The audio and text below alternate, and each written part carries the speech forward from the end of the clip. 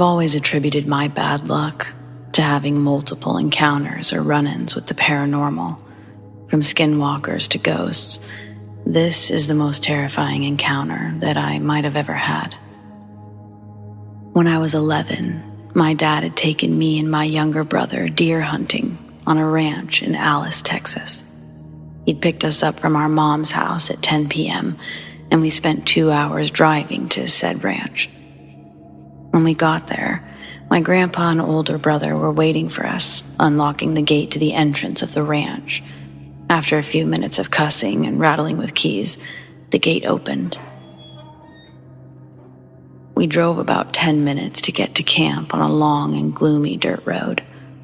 When we got there, my dad unpacked his and my bags, and I helped unpack my little brother, who was 7 at the time. My dad woke us up around 5 in the morning to get ready for hunting, and I drew the short end of the straw and had to take my little brother. I'm not that much of a complainer type, but when it came to my little brother, back then, he was quite clumsy and noisy. Anyways, he walked us to one of the 5 or 4 deer blinds around the property and gave us a quick briefing about gun safety. Now you might be thinking, leaving a gun with an 11 and 7-year-old is not a smart idea, but he'd already put me in a hunting program that includes how to handle firearms. Back to the story. Once he gave us a briefing, and my little brother had climbed up into the blind, my dad handed me my rifle. Nothing too fancy, just a .22. Something suited for a child to use. Not too much kick, but nonetheless still a firearm that should be used properly. We must have sat there for about 3 hours, and the feeders have a timed release of corn. About 30 minutes goes by, and there's some movement in the brush ahead. Out of the brush emerged a 10-point buck and 2 does. My little brother had started to reach for my rifle, which I had propped up against the wall. I carefully swatted his hand away. He looked up at me with this face that I can only describe as a mix between annoyance and anger. He slumped down in his chair, tears in his eyes, and his lip quivering. I told him I was sorry for hitting him. At the time, I was conflicted with seeing my little brother like this. It just really didn't sit well with me, so I grabbed my rifle and I told him if I had a shot, I'd see what I could do. He just looked and nodded at me as I aimed through the scope and had the buck in my crosshairs.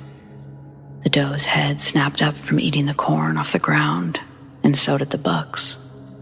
I assumed they must have heard me or my little brother, but I didn't remember him crying loudly or my rifle thudding against the wooden slot. No, it was something else. It wasn't because of me or my brother. I've seen this before in documentaries. Their wide-eyed stare and their fixated eyes at the brush. It was like a switch, you know? The forest or brush booming with insects and birds chirping suddenly stopped. Only the wind and occasional breathing from me and the deer. They say when a whole forest goes quiet, a big predator is about. But the only big predators we have this far down in South Texas are coyotes, especially in that ranch. The deer seemed to snap out of their trance and ran off in the opposite direction from where they came. I sat back down with my little brother, who had fallen asleep, and I propped my rifle against the wall. I double-checked that it was steady and that the door was locked with the bolt and the padlock secured. Hours passed, and it was late evening. We were already about to get out of the blind when my brother tugged on my arm and pointed at something near the feeder. I looked back and I saw something large and bulky. It was on all fours, sniffing loudly at the feeders. Assuming it was a wild boar, which are present on the ranch, I grabbed my rifle. I sat down in my chair and took aim. Between the fading sunlight and the lack of lighting in the blind, I could barely make out the thing. But as the moon came out, I got a better look at it. And no, It wasn't your typical full moon bullshit about werewolves. It was a waxing gibbous, and it was enough to light the figure. While I was staring at this thing, chills ran up my spine. What I originally thought was a boar was this large dog. It had the head of a German shepherd, but much bigger.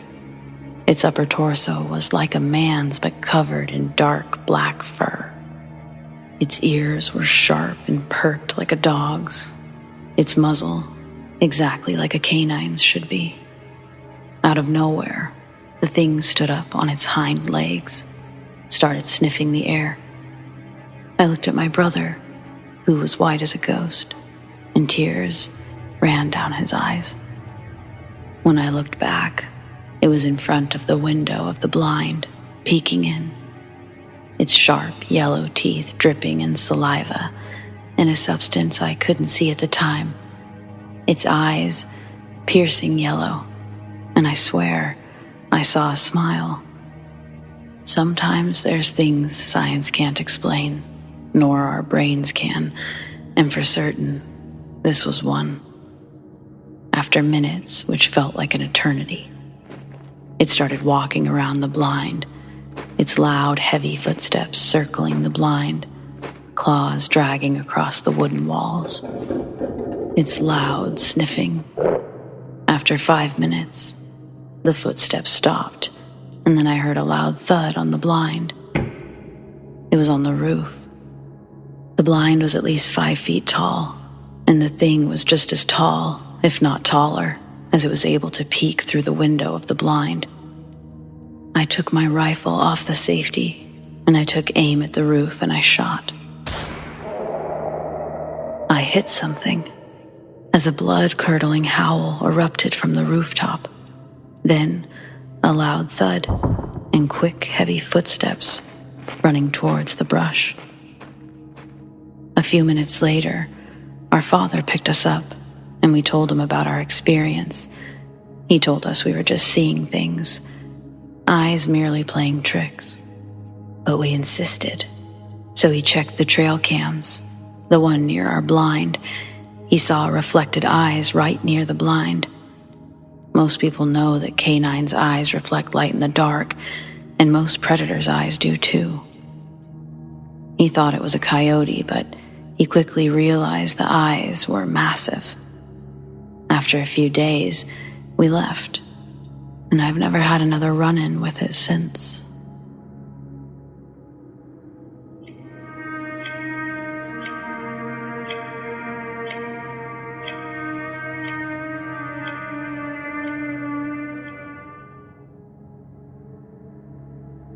This incident happened in late summer 2018. It was in the mountains of North Georgia. I'm a surveyor with 20 years experience in Georgia, Tennessee, Alabama, and North and South Carolina. So I'm extremely comfortable in the woods as I spend so much time outdoors, most of the time being very far back in the forest.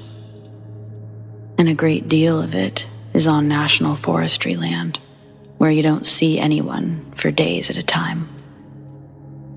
On the day it happened, I was surveying a piece of property on a small Corps of Engineers lake bordering a large tract of national forest land.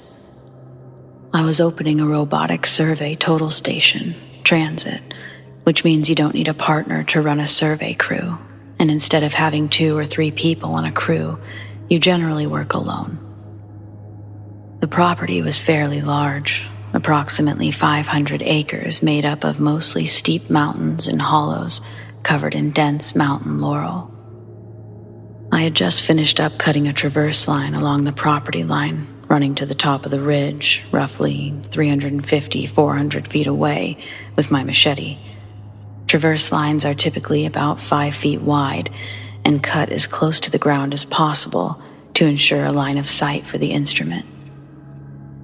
I just walked back down the slope to get ready to traverse to the top of the ridge when I noticed someone or something hairy, wearing what I originally thought was a hat, slowly walk across the opening that I'd just made a few minutes earlier, and it stopped to look at me.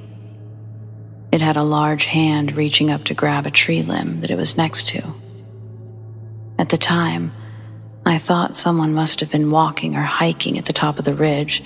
It's not uncommon to see people from time to time, but then I realized that it was way too hot to be wearing a large, shaggy brown jacket, as it was in the high 90s. And as it stared down the hill at me, I could make out pointed ears on the top of its head and a long snout.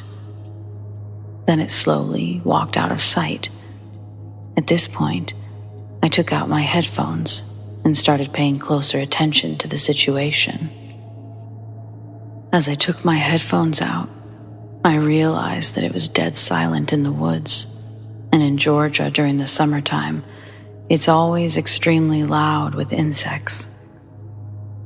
I waited a few minutes, and I walked to the top of the ridge to see what was going on and to grab my equipment, which I seriously considered leaving, and I noticed disturbed vegetation leading in the direction I saw it walking.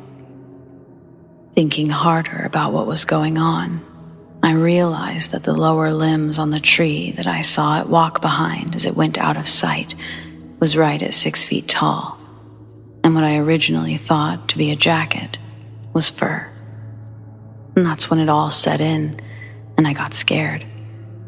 I could hear something moving in the short distance, coming from the area that it had walked to. So I decided to start making the 45-50-minute walk back to the truck. I could hear movement up on the ridge, parallel and above me during my walk back, but I didn't think it was moving in reaction to me necessarily, although I wasn't willing to wait around and find out. I made it to the truck, and since then, I've only told 2 people about my experience. And that was pretty much it as far as the encounter goes. I know it wasn't a bear, as I've been around them my whole life, and I see them all the time. I've definitely been deep in the woods on several occasions, and I've experienced all sounds and signs of life just disappear at the drop of a hat. It takes on new significance now. I carry a pistol every day, and on some occasions a short rifle if the job calls for it due to bears, wild dogs, finding illegal pot growing operations. But I can definitely say that it brought me zero comfort on that day. I was scared to my very core, and I've got a new sense of respect for the woods now. I would advise that if you work in the woods alone, please pay attention to your surroundings. I think a lot about what might have happened if I hadn't looked up when I did, or if I'd been a little bit slower walking back down the hill. I was probably very close to it, with my back turned before walking downhill with my headphones in, listening to Joe Rogan. If it wanted me, I wouldn't be here today. I firmly believe I was within mere yards of it on the ridge, with no idea I was being shadowed by a monster. People go missing all the time in the woods, and they're never seen again. I believe I know what takes some of them, as I've seen it. Whether you believe me or not, it's of no consequence to me. But it took me a long time to feel comfortable telling anyone about my experience. If it helps one person pay attention in the woods, I'm happy to be called crazy over it. Stay safe and please watch your kids in the woods above anyone else. God bless.